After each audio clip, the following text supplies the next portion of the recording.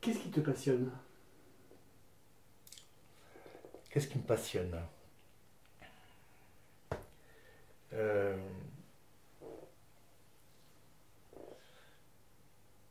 je suis passionné par la science-fiction. euh, et plus par... En fait, je me suis passionné à la science-fiction et aux films de science-fiction, mais parce que j'ai toujours cru, moi je suis persuadé qu'on n'est pas les seuls êtres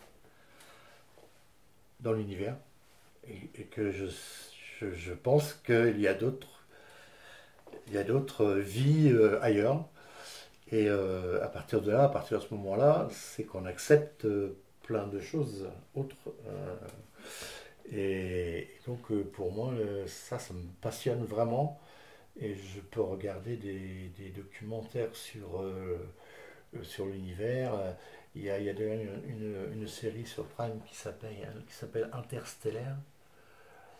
Et je suis passionné par tout ce les robots, tout ce qu'ils envoient, et qui va nous permettre de savoir si on peut trouver des espèces de vie, ou si on peut...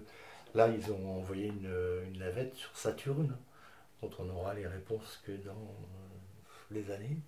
Et tout ça, ça me passionne, oui.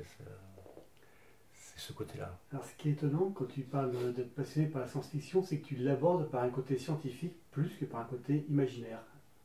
Quand on parle de science-fiction, souvent on parle Mhm. de récits de science-fiction, Mhm. de récits de fiction en fait. Mhm. Est-ce que cette partie-là aussi t'intéresse ou c'est vraiment la partie purement... Ah non, cette partie-là m'intéresse énormément aussi. Mais je veux dire que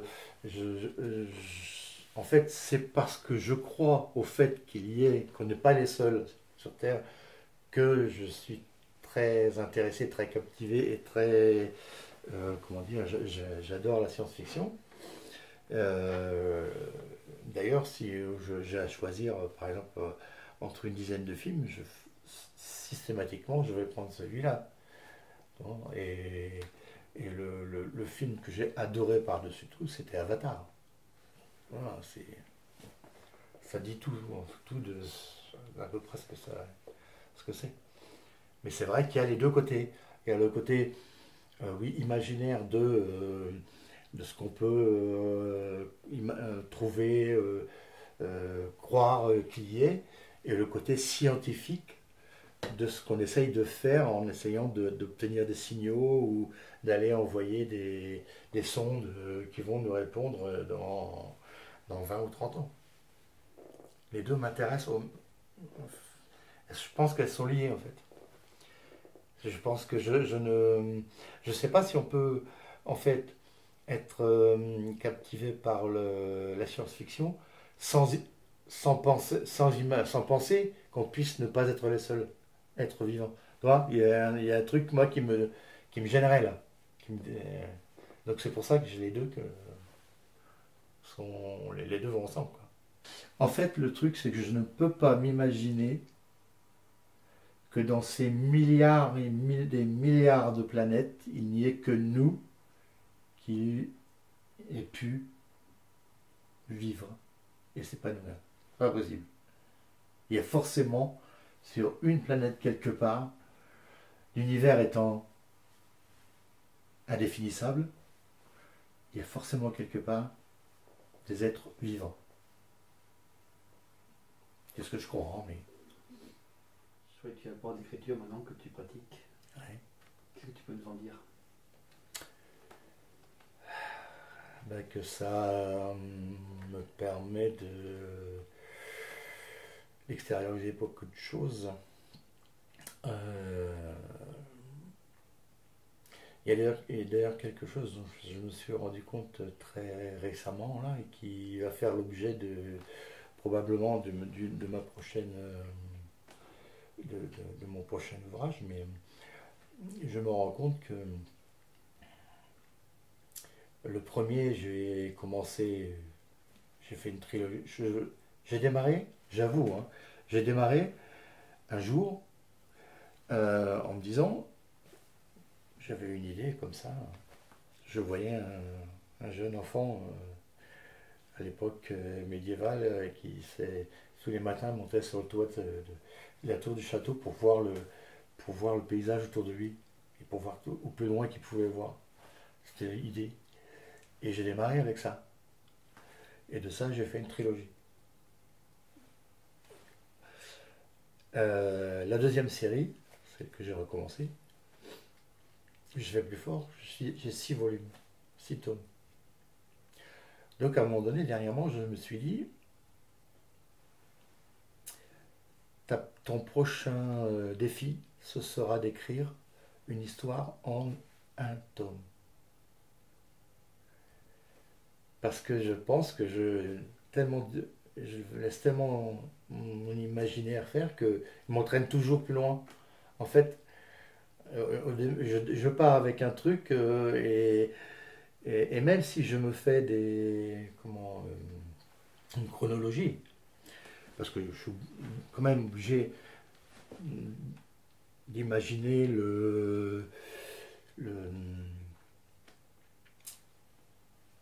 l'ensemble, une vision globale de la chose, où on est, comment on fait, etc. Donc je me fais une chronologie pour pas partir dans n'importe quel sens, parce que je me connais un peu, après je pars dans tous les sens. Mais au fil de cette chronologie, si je décide dans la chronologie que tel personnage va à tel endroit pour faire telle chose, je commence à écrire, j'écris, et puis à un moment donné, je me dis, mais ah oui, mais attends, mais là il peut faire ça, et puis attends, là il peut aller là, et puis si je fais ça, qu'est-ce qui va arriver? Et en fait, au lieu d'écrire un paragraphe, j'en écris 5 ou 6 ou 7. Et finalement, ça fait des sagas avec des personnages, 150 personnages, c'est des trucs. Mais c'est une histoire. Mais le global a comment dire. C'est en fait, je les écris. C'est assez étonnant. Je les écris.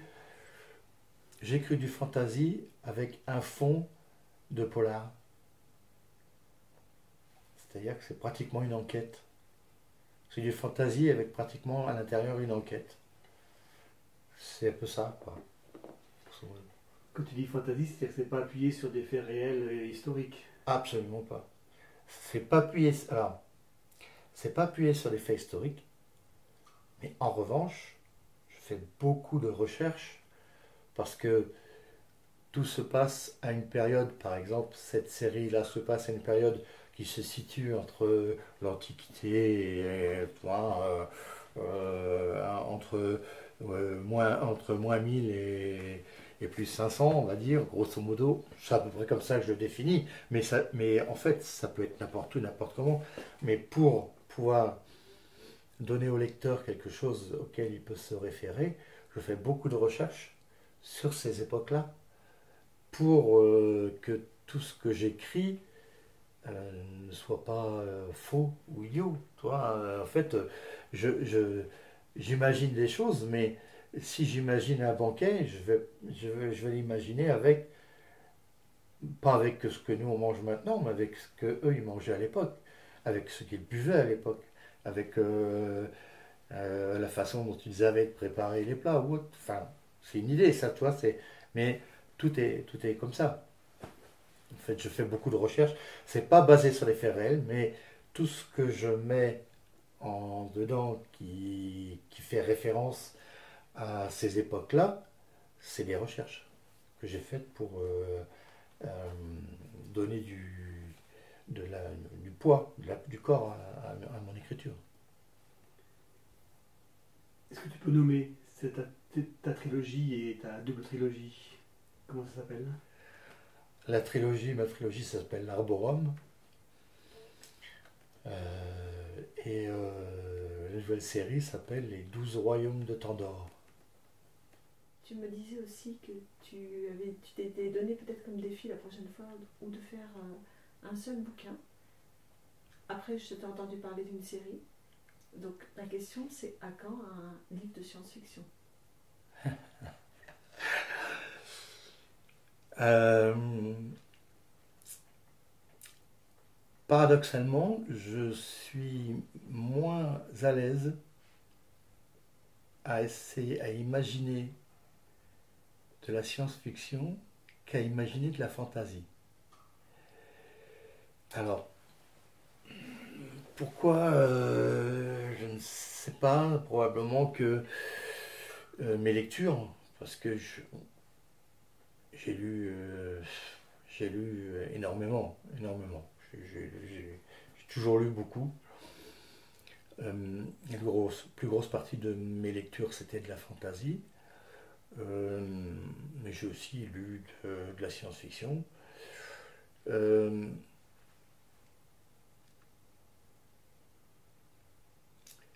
je, je ne sais pas pourquoi j'arrive.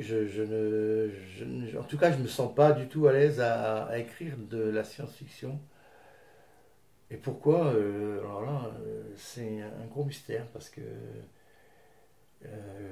j'aime autant ça que l'autre, mais je ne suis pas aussi à l'aise.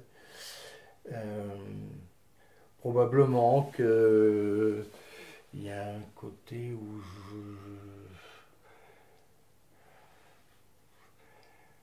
j'arrive pas à me projeter peut-être dans cet univers-là,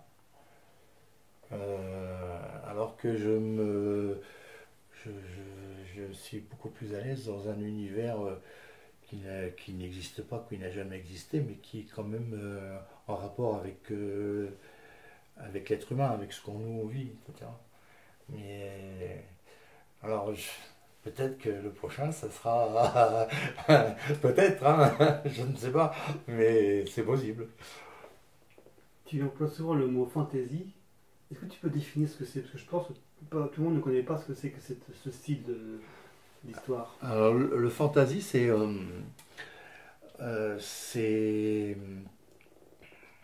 comment je pourrais, plutôt que de décrire, je vais donner quelques exemples. Par exemple, c'est le Seigneur des Anneaux. Voilà, ça c'est typiquement fantasy. Et il a été un des premiers précurseurs à écrire du fantasy, le style qu'on appelle maintenant fantasy. Euh, Il y a Les Chevaliers d'Émeraude, Eragon, tous ces films-là sont des films fantasy qui ont été faits à partir de livres. Et c'est le fantasy, c'est de l'imaginaire, mais avec un côté euh, peut-être euh, magique, magie, sorcellerie, créatures, complètement fantasques le dragon, c'est typiquement la créature fantasy, le dragon. C'est en fait,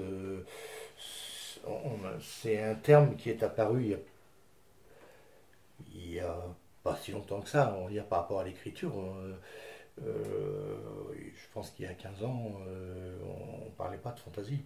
Maintenant, on en parle puisque ça a été défini comme ça, quoi. C'est un style. Ça t'a pris quand de vouloir écrire? Et est-ce que c'est. Enfin voilà, ça t'a pris quand de vouloir écrire? Alors, il y a longtemps que j'y pense. Il y a longtemps que j'y pense, mais comme ça revient régulièrement, le manque de confiance me bloquait un peu. Le manque de temps aussi, puisque quand même à la fin de ma carrière, j'étais comme directeur technique, j'avais quand même un gros boulot, donc j'avais pas de temps à ça. Et en fait, quand j'étais à la retraite, je suis arrivé ici, parce que j'avais décidé que la retraite, je descendrais dans le sud. Hein. Je suis arrivé ici, et 6-8 mois après être arrivé ici, après m'être posé, après avoir posé mes valises, comme on dit, j'ai commencé à laisser divaguer ma pensée. Et puis après, je me suis mis un défi. à un moment donné, quand j'ai eu cette idée du gamin, je sais pas, je le voyais très bien, ce jeune homme là qui montait sur le toit et qui essayait de voir au loin tout ce qu'il pouvait voir, parce que et de là, bah, ce sont les premières phrases de la trilogie, c'est ça. Et ça m'a pris ici, quand je suis arrivé ici, il y a 4 ans et demi à peu près. Et je croyais, j'étais pas certain de pouvoir écrire un chapitre, et puis finalement, j'ai écrit une trilogie complète. Donc, voilà. Et par rapport à cette écriture, tu as gardé, tu as pris quel nom, tu as ton nom? Non, j'ai pris un nom de plume, ce qu'on appelle un nom de plume. J'ai pris Alexander Reit. Donc,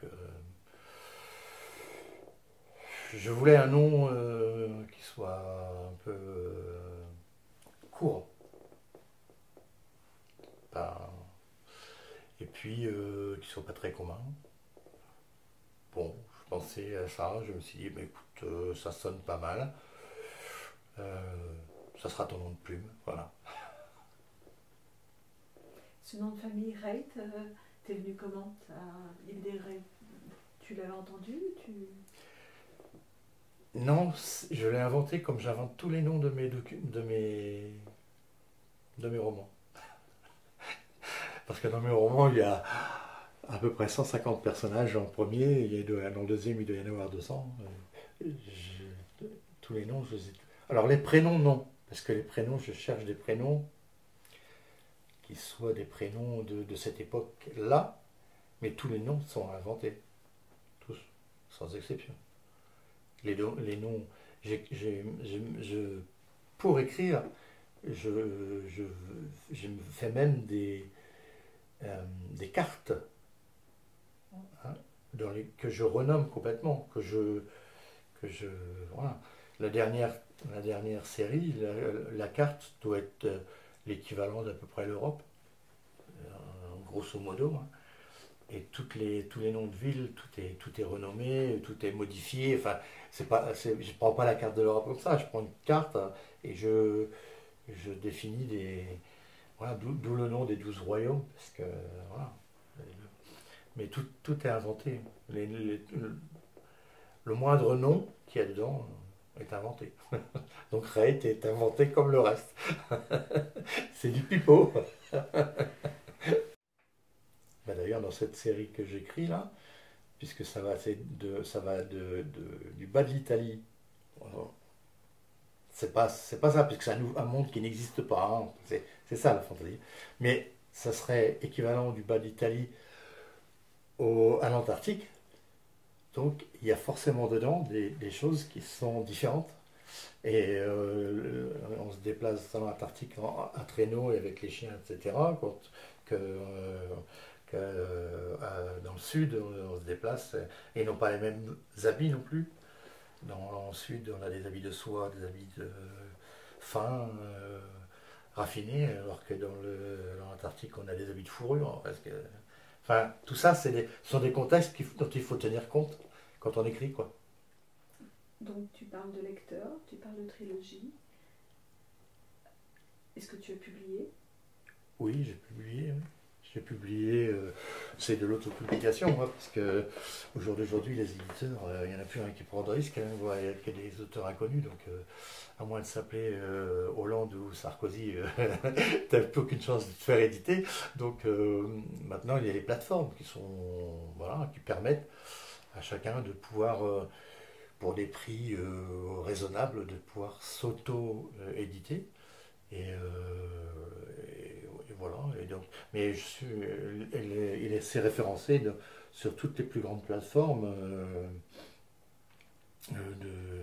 de Facebook, pas de Facebook, d'Amazon à la FNAC, à toutes les plus grandes plateformes. Automatiquement, on est référencé dessus. Donc la question, comment ça marche cette autopublication? Est-ce que tu peux nous expliquer? Non, en fait, alors, pour un néophyte, alors il y a, dans l'écriture, au jour d'aujourd'hui, il y a autant de travail technique qu'il y a de travail littéraire. À moins d'avoir un nègre, et c'est pas péjoratif, hein, ce qu'on appelle un nègre, c'est un écrivain qui écrit, parce que Sarkozy et Hollande, ils n'écrivent pas leurs livres, hein, il édite. Il y a beaucoup, un très gros travail de technique. Donc, si on ne sait pas au début, on a... moi, j'ai trouvé la plateforme la plus intéressante pour,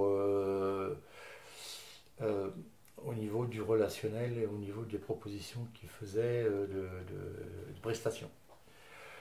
Mais il y a tout un travail qu'il faut faire de bêta lecture et de correction orthographique. Si on n'a pas quelqu'un pour le faire, pour faire une correction orthographique d'un ouvrage, un seul, il faut compter 800 euros. Après, il y a la correction syntaxe. Ensuite, il y a la mise en page typographique, parce que c'est régi par énormément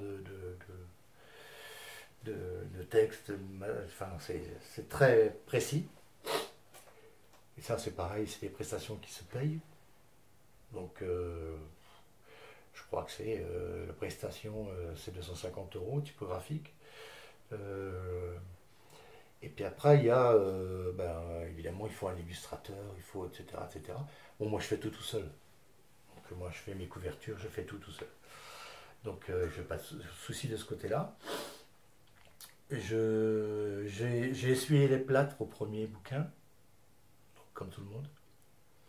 Et puis après, j'ai dit non, je vais faire moi-même.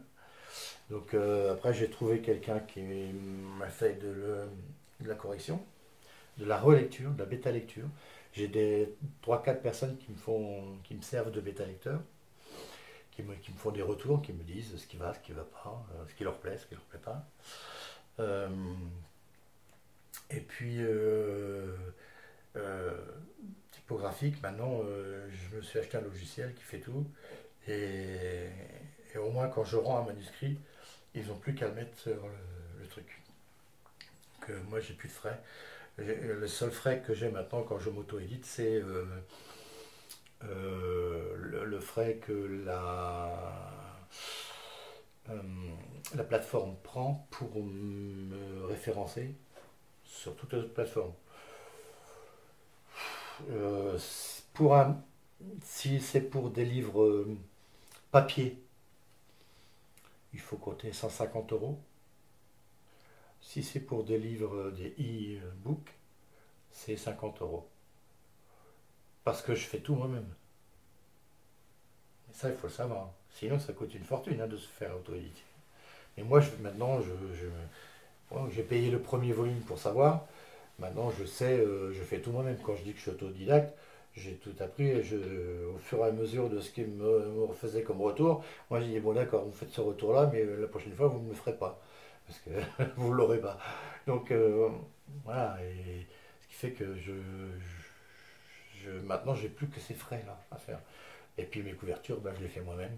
Donc, ça. Alors, quand ça se passe pour un lecteur qui découvre sur une de ces plateformes ton livre, si il est imprimé, comment ça se passe pour que le lecteur puisse le lire? Il y a deux solutions. Enfin, la trilogie, il y a deux possibilités. C'est soit il prend en papier broché, en livre broché. En plus, j'ai voulu un format qui soit 154 par 236. C'est un beau format avec du papier broché.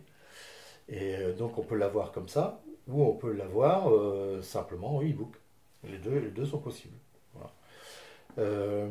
Pour la prochaine série, je ne sais pas si je ferai le papier, parce que finalement je me rends compte que dans les ventes, puisque j'ai un retour complet des ventes, je sais ce qui est vendu, ce qui n'est pas vendu, il y a à peu près sur l'ensemble 10% de livres papier. Tout le reste c'est du e-book. Et je pense que ça va être moins à l'avenir, puisque ils ont abrogé la loi culture qui permettait à toutes les plateformes de pouvoir expédier des livres sans frais de port. C'était fait pour permettre à tous les lecteurs, à un plus possible de monde, d'avoir accès à la lecture.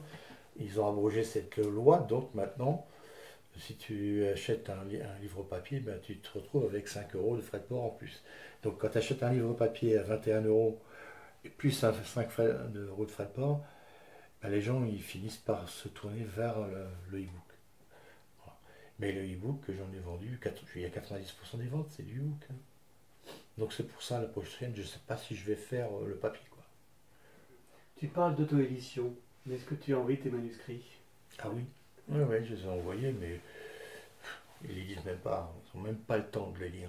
En fait, dans les grosses éditions, ils passent en moyenne 5 à 10 minutes par manuscrit pour décider s'ils le prennent ou s'ils ne le prennent pas. Donc c'est pratiquement impossible, à moins d'être déjà connu, d'avoir un nom, d'avoir déjà écrit quelques romans. Il y a d'ailleurs des écrivains qui sont aujourd'hui édités, qui ont commencé par l'auto-édition, parce qu'ils ne trouvaient pas avant d'édition complète. Parce que ce qu'il faut savoir, c'est que l'éditeur, quand il prend un livre, il prend tous les risques. Hein. Donc lui, il fait tout le travail de correction, de vérification, etc. Et il fait tout le travail de l'impression, il diffuse, donc il prend un risque. Et maintenant, les éditeurs ont beaucoup de difficultés parce que ça se vend moins en moins, ils vendent moins de livres avec les e-books. Et puis ils préfèrent prendre des valeurs sur quoi. Voilà, hein, ils savent que un tel, il sera médiatisé, donc bon, à partir du moment où il est médiatisé, c'est 100 000 bouquins de vendus, ben, pour eux, ça y est, c'est tranquille. Hein. Et au jour d'aujourd'hui, il y a, je crois que, pour pas dire de bêtises, il me semble avoir lu que c'était aujourd'hui 96 ou 97% de ce qui était édité est en auto-édition.